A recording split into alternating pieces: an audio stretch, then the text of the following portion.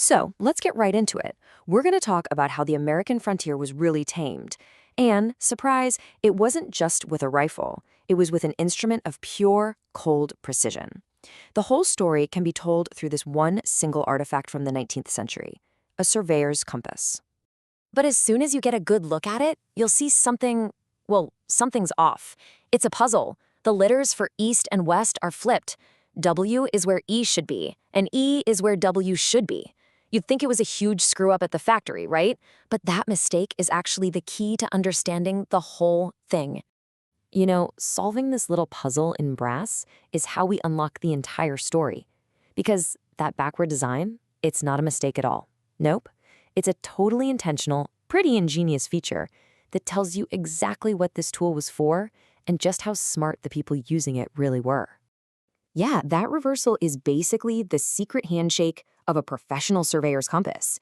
It meant a surveyor could point the sights of the compass at, say, a tree in the distance, and the north-seeking needle would instantly show the correct bearing. No math in your head, no chance of getting it backwards. It's just pure practical genius for someone working out in the field.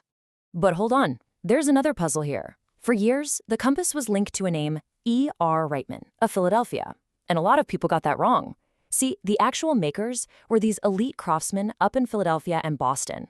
Elias R. Wightman, he was the man on the ground in Texas, the guy who was actually using this high-tech piece of equipment to literally draw a new world on the map. Okay, so now that we get the tool, let's meet the man. The guy who used this thing to carve a republic out of the wilderness. So, Elias R. Wightman, he wasn't your typical frontiersman, not by a long shot. He actually started out as a school teacher up in New York. That meant he could read, write, and, this is the crucial part, he had a real handle on advanced mathematics. That made him the exact kind of expert that the colony's founder, Stephen F. Austin, was desperate to find. He was one of the first 300 families, and by 1829, his skills were so important he was made the official surveyor for the whole Matagorda district. And the job he had to do? It was just monumental. He and Austin weren't walking into some empty landscape.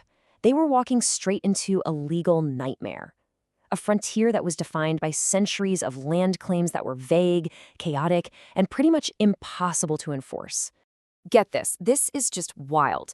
The old Spanish system for land grants was, let's just say, not very precise. Property lines were measured in units like the length of a cigarette. And to make a deed official, the owner had to do this ritual, throwing rocks, shouting out loud, even firing guns in the air. I mean, can you imagine trying to build a stable society on that foundation? Now, Stephen F. Austin was a lawyer, and he knew this system was a ticking time bomb. It was a recipe for endless lawsuits and fighting that would tear his colony apart before it even got started. He knew that for society to actually work, you need clear, undeniable boundaries. You need permanent borders, and he was going to create them using math. So here's how Austin fixed it. He just replaced all that ambiguity with a rigid, standardized system. That's it. Everything, and I mean everything, was based on the Mexican vara, a unit of 33 1/3 inches. And from that one unit, land was divided into the labor for farms and the absolutely massive sitio, or league, for ranching. We're talking over 4,000 acres. This was the new official language of the land. So how did one guy, with this one brass instrument, manage to impose this perfect geometric order on the massive, wild Texas landscape? Well, Wightman's field kit was pretty simple, but man was it effective. He had his vernier compass, which had a special sliding scale for super accurate readings, a surveyor's chain that was exactly 20 varas long, and something called a Jacob's staff. Now this is interesting. It was just a single, tough pole. You might ask, why not a tripod? Well, because a single pole was way easier and faster to jam into the ground in the thick, tangled brush of coastal Texas. And the process itself was meticulous. First, you drive the staff into the ground, get the compass mounted and perfectly level. Then, and this is critical, you adjust for magnetic declination. Now watch this. For step 4, as Wightman turns the body of the compass, let's say to the northeast, to look at a landmark, the needle itself stays pointed stubbornly, unmovingly, at north. And this is where that weird design is so brilliant. The needle falls right into the NE quadrant on the dial. No thinking required, no mental gymnastics. You get an instant, accurate reading. Then you just measure out the distance with your chain. And that third step, correcting for magnetic declination, was an absolute must. That's the angle between where your compass needle wants to point, magnetic north, and actual true geographic north. That angle changes depending on where you are on the planet. Austin made it mandatory for his surveyors to calculate this and correct for it.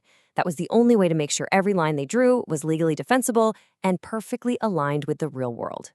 So, all this incredibly hard, often dangerous work, what did it all lead to? What was the result? Well, it was nothing less than the creation of a new society, drawn one line, 1 acre at a time. Just think about that number for a second. 4,428.4 acres. That was the size of one standard studio, a league of land. This is the chunk of the world that Wightman would measure out for a single family, like the William Montgomery League, turning an abstract right on a piece of paper into a physical, valuable piece of property. And his work wasn't just out in the countryside. Wightman's surveys literally laid out the towns, the foundational towns of the whole colony, like Matagorda. His compass drew the grid for the streets, the public squares, the private lots. He was turning this dense, impassable wilderness into a working port city. He was creating property that could be bought, sold, and of course, taxed. You see, this compass was an instrument of what you might call cartographic statecraft. It did way more than just draw maps. It enforced illegal property rights, it made a tax system possible, it established clear borders, and it plugged the Texas colony into the global economy. It built the invisible architecture of a modern state. After a life dedicated to this work, Wightman passed away, but his instrument, his compass, survived. And today, you can see it, preserved in the Matagorda County Museum.